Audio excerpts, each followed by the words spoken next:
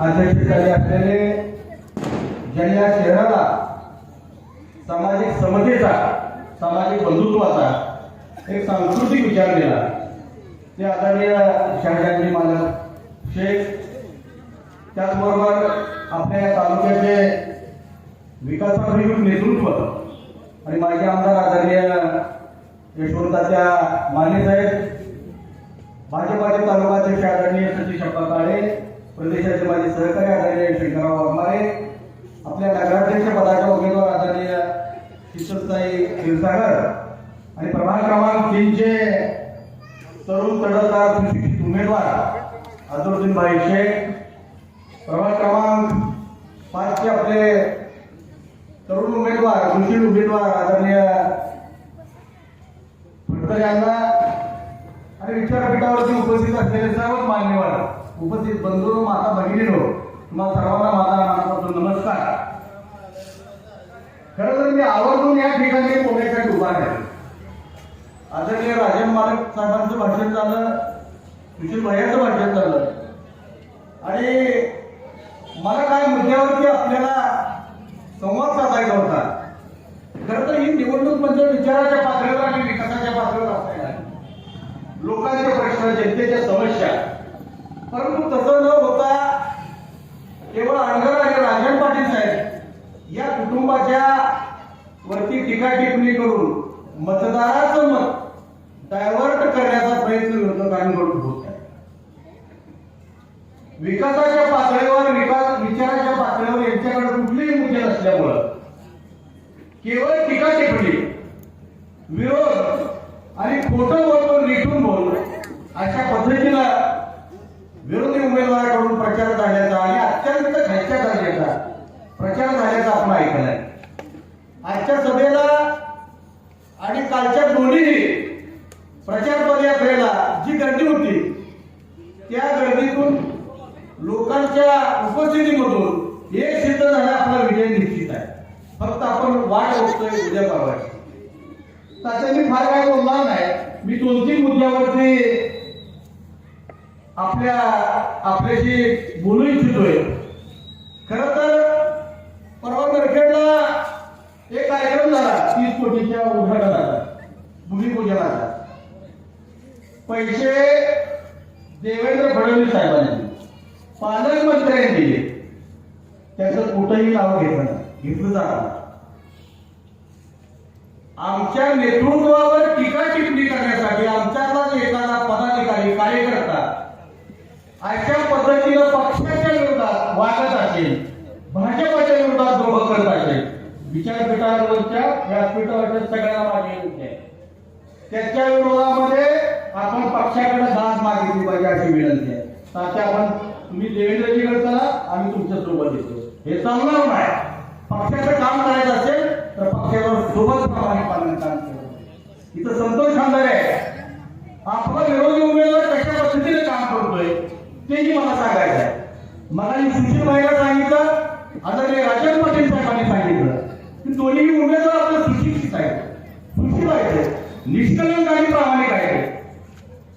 त्यांच्यावर कुठे एखाद्या हॉटेलवर व्यवसाय केलाय, माता भगिनीच्या आभूत पैसे काढले, एखाद्या मटका दुकानाचं दुकान टाकले, वाळूच्या धंद्यातून कुठे हप्ते वसूल केले, एखाद्या अधिकाऱ्याची बदली करतो म्हणून त्याला फोटो म्हणून त्याचा पैसे उभारले, किंवा एखाद्या माय बहिणीच्या वरती विणकामाचं त्याच्यावरती प्रकरण दाखल आहे, एखाद्या पेट्रोल पंपावरती दरोडा टाकलाय आणि त्या दरोड्याची केस आहे, MIDC मधल्या उद्योग व्यवसायाकडून कुठे पैसे वसूल केले, हप्ते वसूल केले. आता आपल्या उमेदवाराची आरोप आहे का? आपल्या उमेदवाराची आणि समोरच्या उमेदवाराची आपण तुलना करणार आहे का नाही? आपले उमेदवार निष्कलंक आहे आणि भारतीय जनता पार्टीची देशात सत्ता आहे, राज्यात सत्ता आहे, पालकमंत्री आपले येते, विरोधक कुठून, विकास निधी कुठून आणणार आहे? मला राजन पाटलांनी सांगितलं. या सगळ्याच्या बाबतीबद्दल आपण सगळ्यांनी विचार केला पाहिजे. आपल्याला परमपूज्य डॉक्टर बाबासाहेब आंबेडकरांना पवित्र असं मत, एक मत दिलं. या मताची किंमत अनमोल आहे. पूर्वी राजाच्या पोटी राजा जन्माला यायचा, पण आता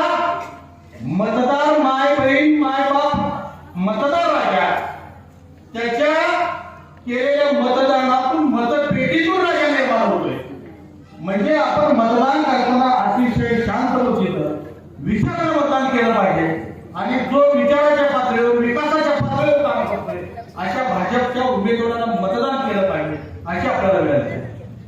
2014ला देवेंद्र फडणवीस साहेबांच्या नेतृत्वाखाली मुख्यमंत्री असणार राज्यात सत्ता होती. नगर परिषदेची नव्यानं मंजुरी दिलेली होती. त्यावेळेला आपल्या नगर परिषदेला नव्यानं स्थापन असलेल्या नगर परिषदेला स्थायी अनुदान म्हणून अनुदान मिळत होतं.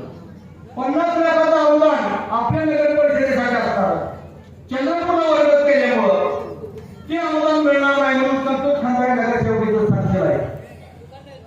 त्यांनी मला 29 तारखेला सांगितलं की फडणवीस साहेबांना बोलून आपण यातून मार्ग काढला पाहिजे.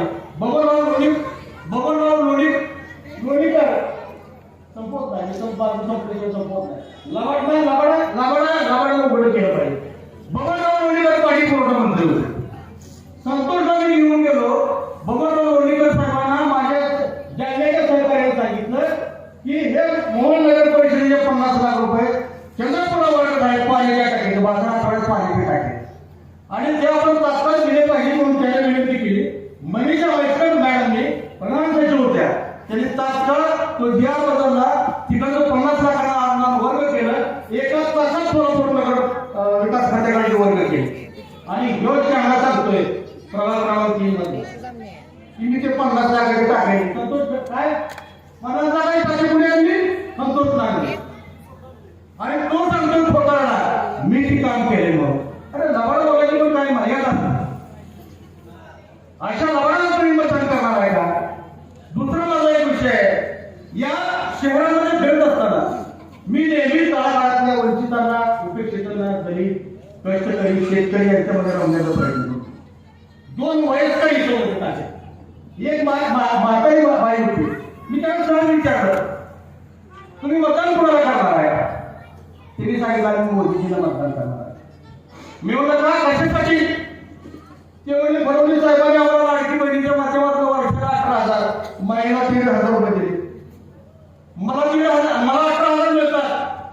माझ्या लेकीला 1,500 प्रमाणे 18,000 मिळतात. माझ्या नवऱ्याला पंतप्रधान किसान योजनेचे 12,000 रुपये मिळतात. माझ्या लेकाला अल्पभूधारकाच्या 12,000 मिळतात. 2 लेक आहेत, 1 पोरगी आहे. 12,000 असं एकूण 72,000 रुपये वर्षाला येतात. आणि आम्हाला पंतप्रधान अन्न सुरक्षा योजनेचं मोफत धान्य मिळतं. या सरकारनं आम्हाला झुडपून दिले. प्रत्येकाला 5 लाखाचा विमा दिलाय. एवढं सगळं या सरकारनं दिले बाबा म्हणजे हे मी काय नाही सांगू माझ्या मला वाटतात का म्हणून माझी तुम्हाला कळकळीची विनंती आहे. या सगळ्या गोष्टीचा सारासार विचार करा आणि आपलं भवितव्य कुठंही वाया जाऊ न देता विकासाला विचाराला मतदान करा अशी कळकळीची विनंती करतो आणि माझ्या लांबलेलं भाषण सांगतो. सगळ्यांची माफी मागतो. धन्यवाद.